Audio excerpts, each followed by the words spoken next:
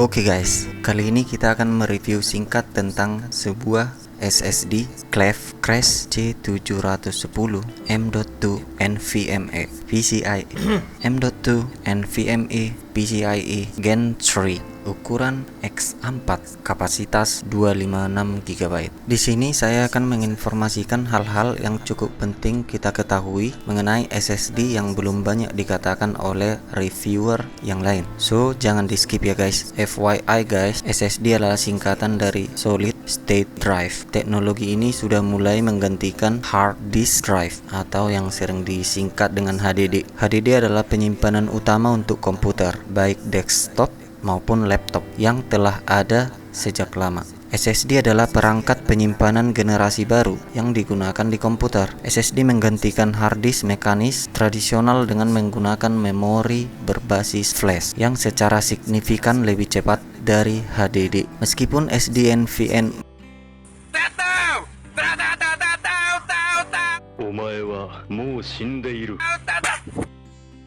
Meskipun SSD NVMe ini adalah teknologi yang bukan baru muncul, tapi harganya masih tergolong cukup mahal guys. Tetapi dengan kecepatan yang ditawarkan, saya rasa sesuai dengan harga yang harus kita bayar. Jika dibandingkan harga HDD dan SSD dengan kapasitas penyimpanan yang sama, perbedaannya sangat jauh, bisa diibaratkan bumi dan langit guys. Jadi untuk mengatasi masalah ini, saya menggabungkan antara SSD dan HDD di dalam komputer rakitan kali ini guys. Jadi saya menggunakan SSD untuk sistem operasi dan juga instalasi software, dalam hal ini drive C. Sedangkan untuk HDD saya gunakan untuk menyimpan data selain dari sistem dan instalasi software, dalam hal ini drive D dan drive E. Di sini saya menggunakan drive C full menggunakan SSD guys. Sedangkan drive D dan E saya gunakan untuk yang lainnya seperti menyimpan movie, music dan entertainment yang lainnya. Cara ini menurut saya sangat efisien mengingat SSD masih punya satu kelemahan lagi, yaitu TBW. Untuk yang belum tahu TBW, saya terangkan sedikit ya guys. Jadi TBW adalah singkatan dari terabyte write. Satuan ini dipakai untuk mengukur usia dari SSD guys. Jadi misalnya pada SSD kita tertulis 100 TBW, maka itu artinya SSD kita hanya bisa ditulis sampai 100 terabyte. Jadi satuannya bukan giga lagi ya guys, tapi sudah tera. Setelah angka itu tercapai, maka SSD kita tidak dapat lagi ditulis, tapi masih bisa dibaca. Dengan kata lain, kita tidak bisa lagi menyimpan data ke dalam SSD-nya. Namun, kita tetap bisa membaca data yang masih tersimpan sebelumnya dan juga mengkopinya atau menyalinnya. Terdengar aneh sih menurutku. Entah ini adalah trik agar SSD baru tetap laku, saya tidak tahu guys. Jadi jika kita juga membuat partisi D dan E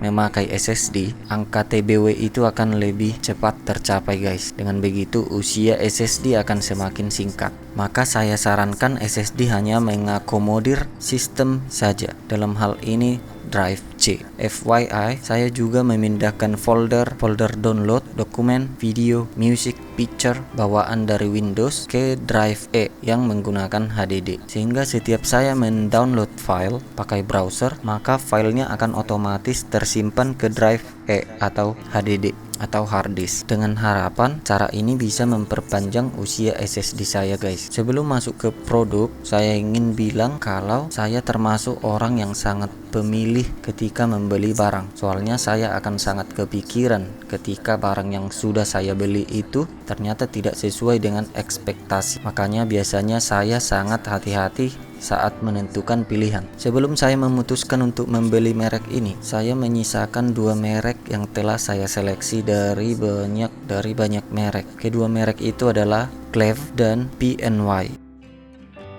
Harga PNY sekitar 475.000. Itu sudah saya sortir dan dapat harga terendah di marketplace hijau bulu pandan. Sedangkan harga Cleve itu sekitaran 500.000 guys. Jadi harga Cleve lebih mahal 25.000. Oke, singkat saja guys, karena sudah lumayan banyak orang yang mereview produk SSD Cleve ini di internet, seperti tes kecepatan read dan write-nya dan lain-lain juga. Saya hanya akan membuat kesimpulan saja ya guys, biar jangan mubazir.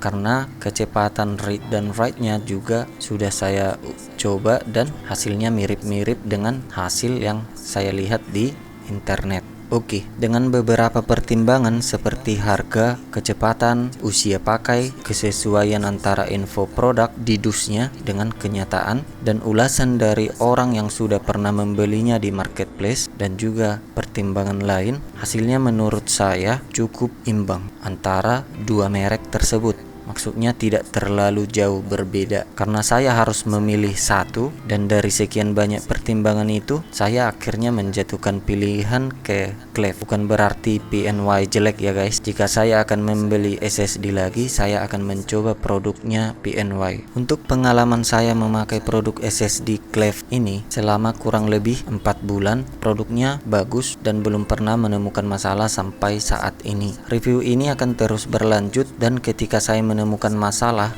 atau ada hal yang perlu saya bagikan, saya akan update di kolom deskripsi ya guys.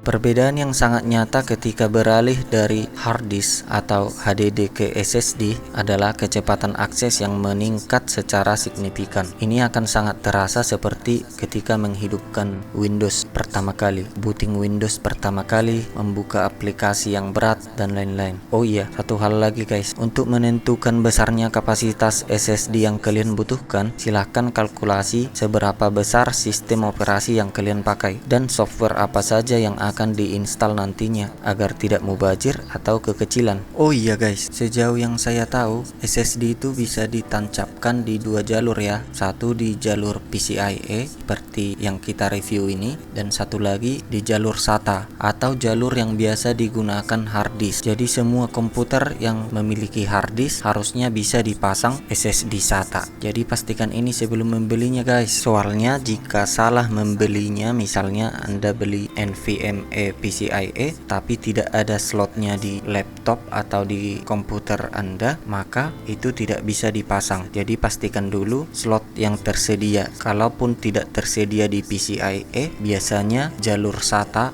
ada. Carilah SSD yang SATA bukan PCIe gitu. Oke, sekian dulu ya guys. Thank you.